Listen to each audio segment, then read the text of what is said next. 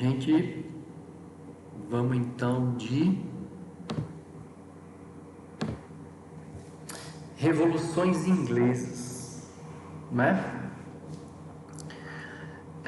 Que são as revoluções, primeiro puritana e depois a Revolução Gloriosa.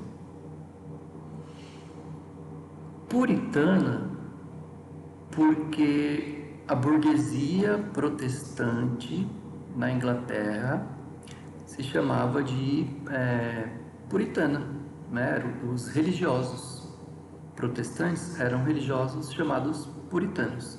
E gloriosa porque, enfim, eles venceram, né? Dentro da proposta deles aí que vocês vão averiguar aqui nessa aula de hoje. Essas duas revoluções, então, colocaram a burguesia no poder.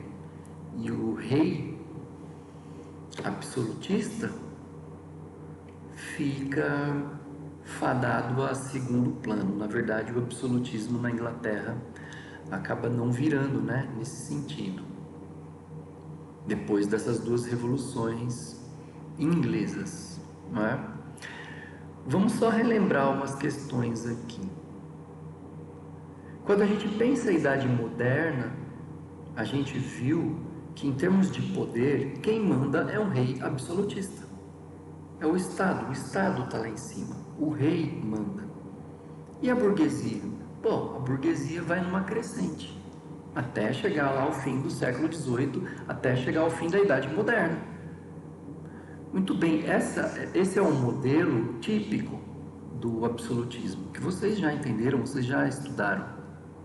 Mas no caso da Inglaterra foi um pouco diferente. A Inglaterra fugiu um pouquinho dessa regra que eu acabei de dizer, né? Do rei todo-poderoso e a burguesia crescendo. Os ingleses se anteciparam, né? No sentido de tomar o poder do absolutismo e passar a burguesia a fazer valer as situações à sua maneira, do seu gosto.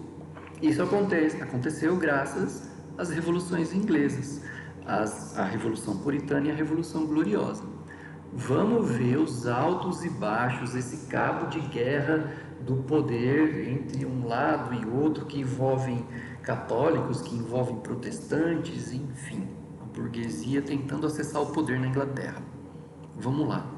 Para isso eu fiz um gráfico que eu quero pôr aqui e eu já explico para a gente entender. Olha lá. Vamos reconhecer as palavras aqui primeiro, né? Então veja bem, ó, tem um eixo central aqui, que é uma espécie de linha do tempo, né? Conforme o tempo vai passando. Tudo aqui que está em vermelho é no finalzinho da Idade Média, né? Estava acontecendo uma guerra chamada Guerra das Duas Rosas, né? Entre duas famílias, eu já explico. Aí aqui, a partir desse ponto, começa a Idade Moderna na Inglaterra. Tá.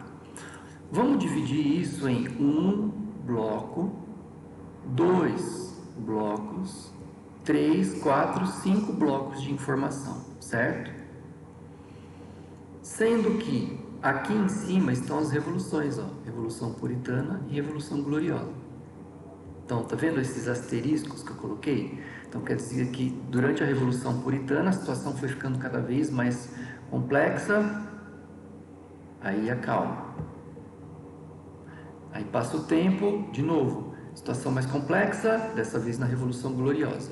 Então esse asterisco está associado à Revolução Gloriosa, e esse asterisco está associado à Revolução Puritana. Na verdade, cada um desses blocos é uma espécie de alternância de poder. Uma hora está aqui, na mão de um, outra hora na mão de outro, outra hora na mão de um, na mão de outro, vamos entender. Então vamos na sequência, vamos começar agora de verdade. No fim da Idade Média, aconteceu na Inglaterra uma guerra chamada de Guerra das Duas Rosas, né?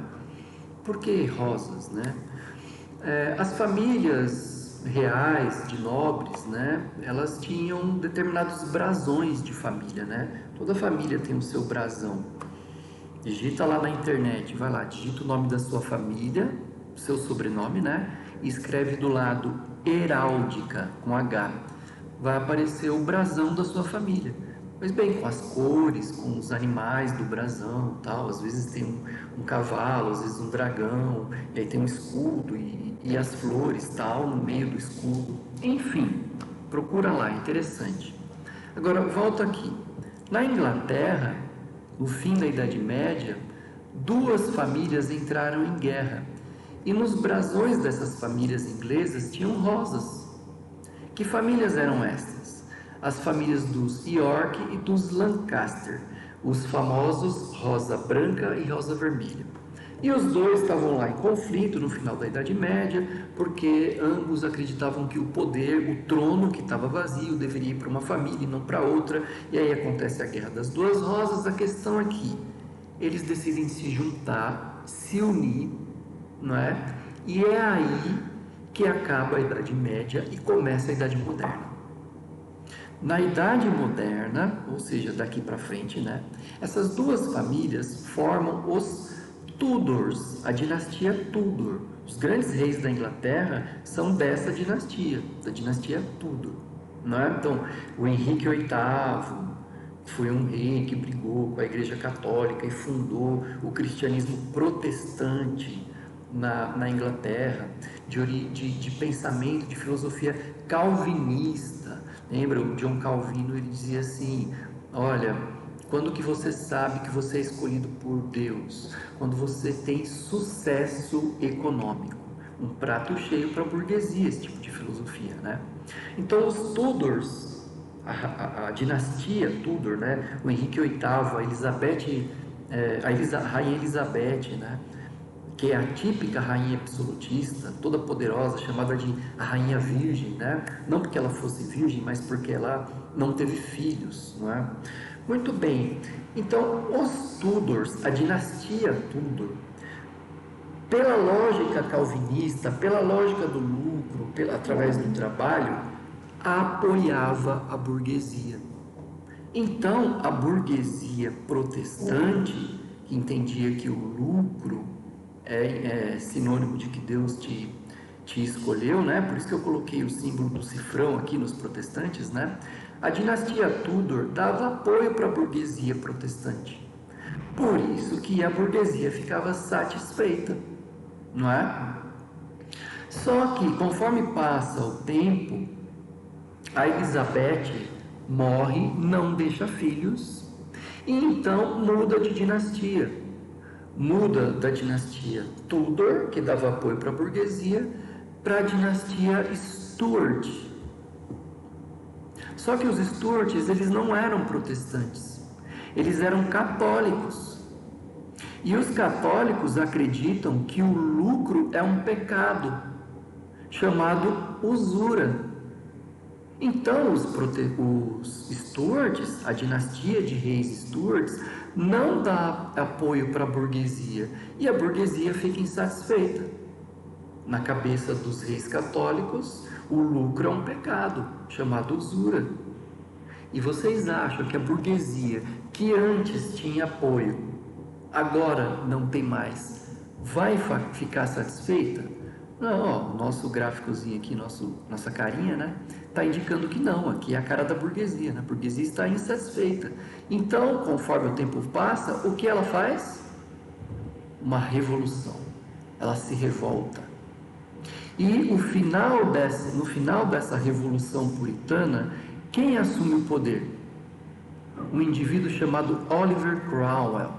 O Oliver Cromwell, ele instala uma república na Inglaterra, ele é burguês, ele é uma liderança burguesa e, portanto, ele volta a apoiar a burguesia protestante, que acredita que o lucro é sucesso com Deus, é um sucesso, símbolo de sucesso divino, né? O sucesso econômico significa vou para o céu, segundo os cristãos protestantes. Então, o Oliver Cromwell instala a república e os protestantes, que acreditam que o lucro é uma benesse divina, ficam satisfeitos ou insatisfeitos? Olha a carinha lá. Ficam satisfeitos. Muito bem. Só que o tempo passa, né? O Oliver Cromwell morre, assume o neto dele. O neto dele não tem a mesma força que ele. E os Stuarts, lembra dos Stuarts? os Stuarts retomam o poder, restauram o poder para si. E eles continuam católicos, continuam achando que o lucro é um pecado chamado usura, portanto, não apoiam a burguesia protestante. E se eles não apoiam a burguesia protestante, a burguesia volta a ficar insatisfeita. Olha como a história se repete. A burguesia insatisfeita faz uma nova revolução, se revolta de novo. Só que dessa vez a revolução gloriosa. Então vocês estão vendo, gente, que é a burguesia acessando o poder, a burguesia sem o poder, a burguesia com o poder, a burguesia sem o poder, né? Poder na mão dos reis, poder na mão da burguesia, né? Como que será que vai ficar o fim dessa história? Bom, na Revolução Gloriosa, a burguesia inglesa convida um indivíduo holandês chamado Guilherme de Orange e diz: você quer ser rei do meu país? Guilherme de Orange, sim, então junte suas forças às nossas. Se nós vencermos a batalha, você será rei. Mas não se anima não, Guilherme de Orange. Você não será um rei absolutista que manda em tudo. Você faz a lei do jeito que você bem entende, como um rei absolutista. Não. Você está abaixo da lei. Quem escreve a lei é a burguesia. Você aceita? E o Guilherme de Orange, entre num senado e ser um rei que tem privilégios e obedece uma determinada lei lá escrita pela burguesia, tá bom, vou ser rei. Um rei que obedece uma constituição.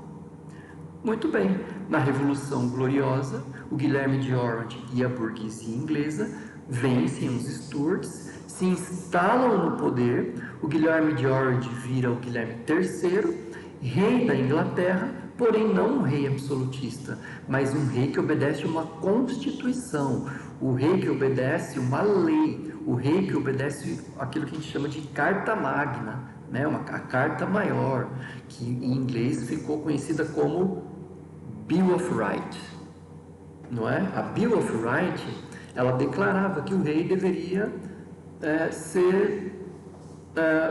ter, na verdade, um poder simbólico, porque as leis vinham do parlamento e não do rei.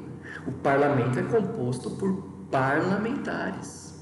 Então a burguesia inglesa protestante, que acredita que o lucro é uma benesse divina, é quem cria as leis da Inglaterra a partir de agora.